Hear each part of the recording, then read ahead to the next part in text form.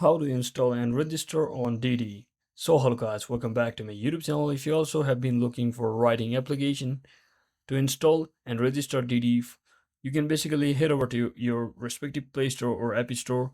If you are using Android, just head over to Play Store and simply searching for DiDi application. So just locate the first application which appears over here. So it says request a write DiDi.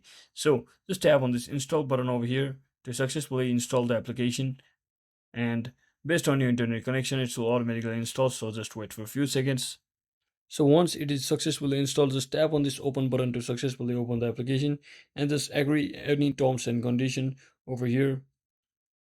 And once you do all of that, now you just need to enter create an account using your mobile number, name and email address, and just click on next. And once you click on next, it will send you a 6-digit verification code as an SMS, and simply paste it over here. As you can see, it has appeared over here.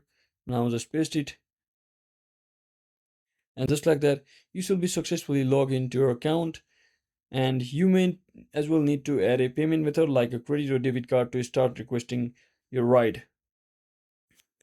So that's it for today guys. Thanks for watching. Don't forget to like and subscribe. See you on the next one.